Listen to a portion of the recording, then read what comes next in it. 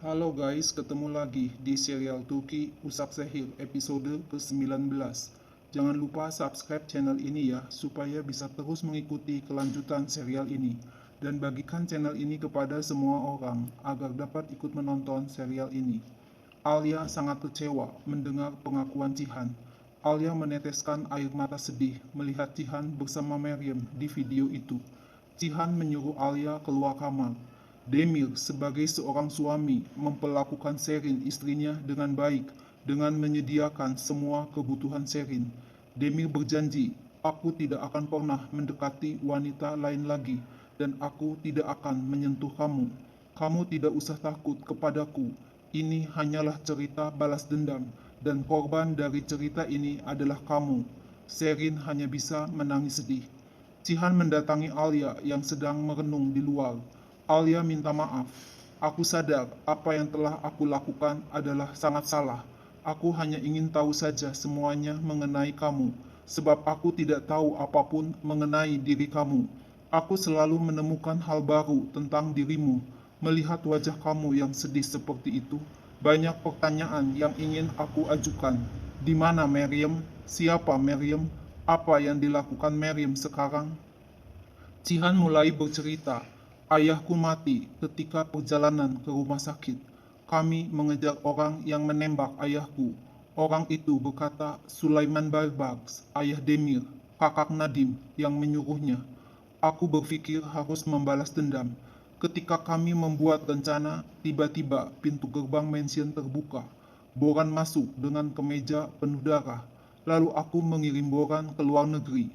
Ayah Maryam datang dan mengatakan tidak percaya hidup Maryam di tanganku karena adanya pertumpahan darah.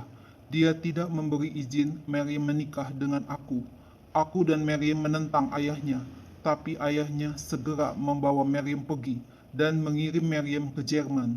Aku pernah ingin tahu kehidupan Maryam di Jerman. Aku pergi ke Jerman, tapi ayah Maryam mendengar kalau aku pergi ke sana, sehingga pas aku datang ke rumahnya, tidak ada seorang pun di rumah itu. Alia berkata, kamu tidak mencintai Mine karena kamu selalu mencintai Maryam. Tapi kita telah membuat perjanjian. Kita akan tetap menikah sampai Dennis berusia 18 tahun. Apakah kamu tidak berpikir selama waktu berjalan, bagaimana kalau Maryam menunjukkan dirinya? Cihan bilang, Maryam tidak akan datang karena ia sudah menikah. Alia bertanya, bagaimana kalau Maryam tetap datang? Bila Maryam datang dan bersatu dengan kamu lagi, aku akan segera mengajukan gugat cerai lagi. Aku tidak akan menghentikan kamu untuk bersatu dengan Maryam, tapi kamu tidak akan pernah memberitahu aku apa rencanamu, apa yang akan kita lakukan nanti. Jangan berlaku tidak adil terhadapku. Aku tahu suamiku, Boran, adalah seorang pembunuh setelah beberapa tahun menikah dengannya. Kamu juga tidak memberitahu aku tentang wasiat Boran. Kamu juga tidak memberitahu tentang Mine dan sekarang Maryam. Bagaimana kamu dapat tidak memberitahuku sesuatu yang begitu penting? Cihan ngotot, jika aku memberitahu semua ini, apakah kamu mau menikah denganku? Dengan mata berkaca-kaca, Alia mengeluh, aku tidak akan menikah denganmu. Aku akan membawa Dennis dan pergi dari sini dari hari pertama setelah pemakaman Boran. Aku seharusnya pergi. Itu adalah hal benar yang harus aku lakukan. Setelah berpikir panjang, akhirnya Alia memakai kembali kalung pemberian Cihan. Tak lama Cihan masuk ke kamar dan memuji Alia. Aku senang kamu memakai kalung itu. Kalung itu cocok untukmu. Tidak perlu mengaitkan dengan makna yang berbeda. Cihan kaget melihat Alia mau tidur di tempat tidur yang baru. Alia berkata, aku tidur di sini karena aku pikir aku tidak boleh keras kepala memaksa tidur di sofa pojok kamar. Ketika makan pagi, Sadakat menyuruh Nare pulang ke rumah suaminya, Oskan. Cihan berkata, Nare akan tinggal di sini mulai sekarang. Nare bilang, aku akan bercerai dari Oskan. Sadakat marah kepada Cihan. Nare tidak akan bercerai. Nare juga sudah kehilangan bayi dalam kandungannya. Jika Nare bercerai, dia akan bersatu dengan Sahin lagi. Situasi kaya sudah jelas terlihat. Aku tidak setuju Nare bercerai dari Oskan. Sadakat dengan marah meninggalkan ruang makan. Alia mengucapkan selamat kepada Nare karena telah mengambil keputusan yang benar.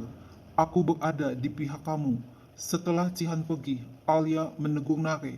Aku menonton rekaman video pernikahan Cihan dan Meriam. Kamu menyembunyikan banyak hal dari aku. Hal apa lagi yang kamu sembunyikan? Nare berkata, Cihan memang sangat mencintai Meriam, tapi itu sudah masa lalu. Alia ngotot. Cihan mengatakan Meriam adalah satu-satunya cintanya. Cihan tidak mau mencintai yang lain. Tiba-tiba Sadakat muncul dan berkata, kamu tidak usah berharap dengan Cihan. Kamu tidak punya harga diri. Mengapa kamu memakai kalung pemberian Cihan lagi? Alia bilang kalung ini tidak mempunyai arti apa-apa. Di dalam kalung ini ada foto Dennis. Akhirnya Nare berkata, agak sulit bagi Cihan untuk melupakan Meriam. Tapi sekarang Meriam telah menikah. Mine menerima telepon dari Cihan. Cihan mengomel, mengapa kamu memberitahu Alia tentang Meriam? Jika kamu mencoba memberitahu Alia mengenai masalah pribadiku lagi, kamu harus meninggalkan kota ini. Mine menantang Cihan. Aku senang telah mengatakannya kepada Alia.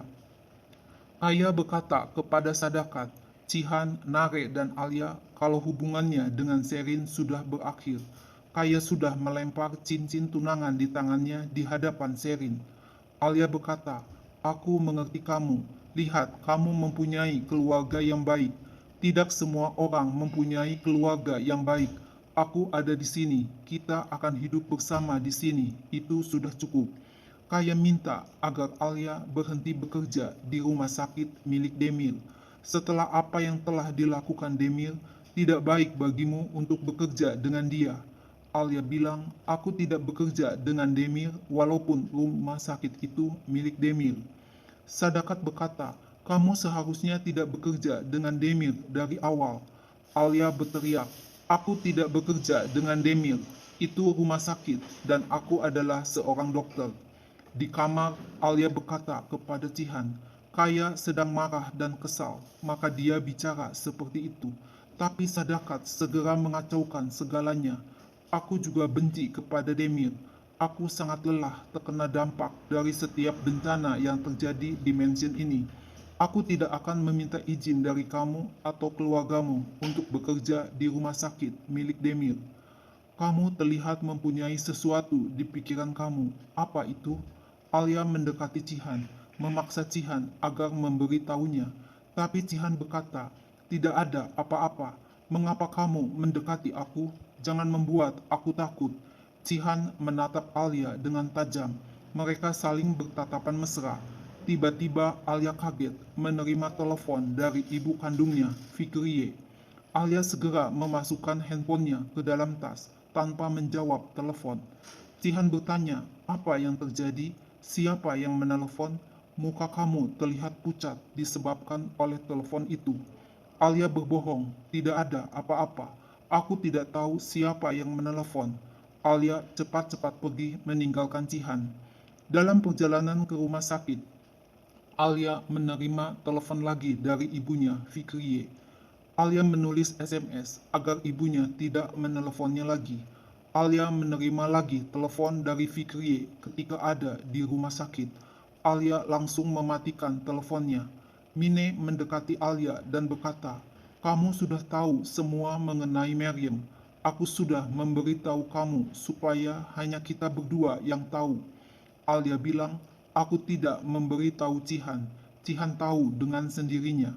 Mine menyindir Alia, kamu memakai kalung hadiah dari laki-laki yang hatinya milik orang lain. Alia balik menyindir, kamu tahu apa yang aku katakan kepada Cihan?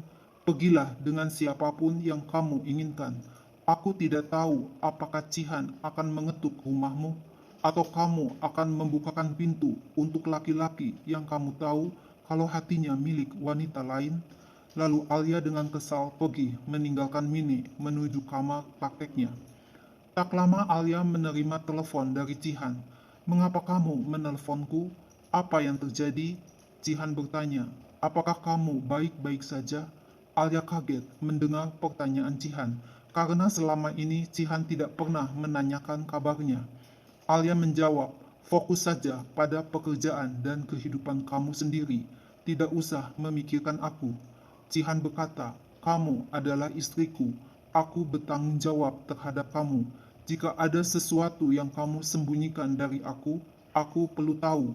Alia berbohong, tidak ada apa-apa. Alia langsung menutup telepon dari Cihan.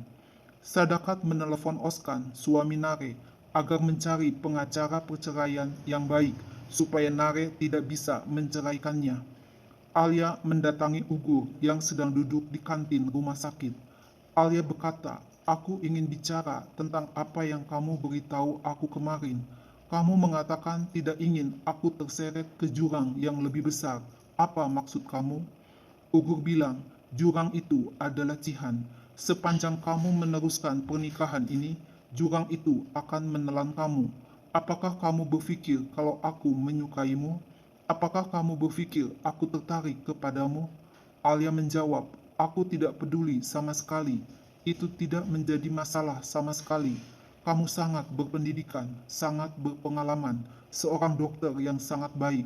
Aku sangat menghormatimu, dan aku ingin tetap menjadi teman kerja yang baik. Alia meninggalkan Ugur yang terdiam mendengar jawaban Alia. Tiba di mansion, Alia melihat Cihan sudah berdiri di pintu masuk menyambut kedatangannya setelah mendengar laporan dari anak buahnya. Apa yang kamu bicarakan dengan Ugur? Alia mengomel, aku tidak mencampuri kehidupan kamu. Pergilah ke siapapun yang kamu inginkan, aku tidak peduli. Cihan berkata, aku ingin kamu tidak mendekati Ugur sampai Ugur pergi dari kota ini. Alia memberitahu Cihan agar tidak main-main dengan Ugur. Tiba-tiba Alia mendapat telepon dari ibunya, Fikriye. Tapi Alia segera mematikan suara teleponnya. Cihan merebut handphone Alia. Mengapa kamu mematikan suara teleponnya? Alia pergi sambil mengambil handphonenya dari tangan Cihan, serta mengomel, apa urusannya dengan kamu? Malam harinya, Kaya memberitahu Alia, Cihan telah memberikan tanah kepada Sahin dan Sadakat sangat marah. Sadakat berteriak tanpa konsultasi denganku, tanpa bertanya kepadaku, bagaimana dapat kamu membuat keputusan semacam itu dengan mengabaikan aku? Apakah aku membesarkan kamu seperti ini? Sadakat juga marah kepada Kaya, kamu juga memalukan. Kaya hanya menundukkan kepala mendengar kemarahan Sadakat. Cihan berkata, Sahin mempunyai hak. Aku hanya memberikan apa yang menjadi haknya. Aku bukan laki-laki yang akan kehilangan kekuasaan hanya dengan memberikan segenggam tanah. Sadakat ngotot, kamu membuat kesalahan yang sangat besar. Semua orang akan membicarakan kelemahan kamu. Kamu akan sangat menyesal. Tidak seorang pun akan ada di sampingmu. Sadakat memegang kepalanya, lalu jatuh pingsan. Setelah memeriksa Sadakat, Alia berkata, tekanan darah Sadakat drop dan harus segera dibawa ke dokter spesialis jantung untuk dicek. Alia menelepon ibunya, Fikriye. Mengapa kamu meneleponku? Berapa kali aku memberitahu kamu? Aku tidak mau bicara denganmu. Jangan meneleponku lagi. Aku akan memblok nomor telepon kamu dan menghapusnya. Alia sangat kaget melihat Cihan yang tiba-tiba masuk ke dalam kamar. Cepat-cepat Alia mengatakan akan pergi ke kamar mandi. Di kamar mandi, Alia menghapus nomor telepon ibunya, Fikriye. Malam harinya, Cihan melihat Alia mengigau dalam tidurnya. Alia bermimpi buruk.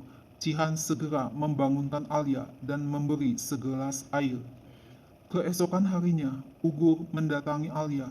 Cihan telah menyuruh pimpinan untuk memecatku dari rumah sakit ini.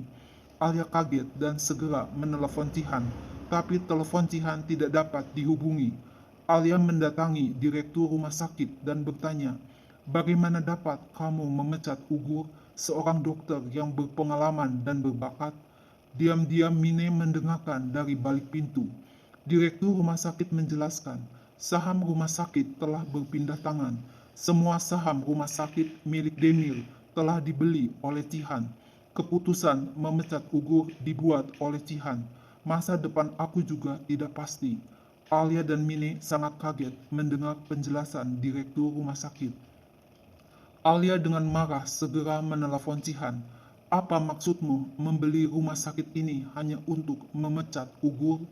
Cihan menjawab, "Aku melakukan hal ini tidak hanya untuk Ugur, tapi juga untuk kamu. Kamu tidak dapat bekerja di rumah sakit milik Demil. Bekerjalah dengan nyaman dan nikmatilah. Aku telah memecat Ugur karena aku sudah memberitahunya agar tidak mendekati kamu, tapi dia tidak mendengarkan aku.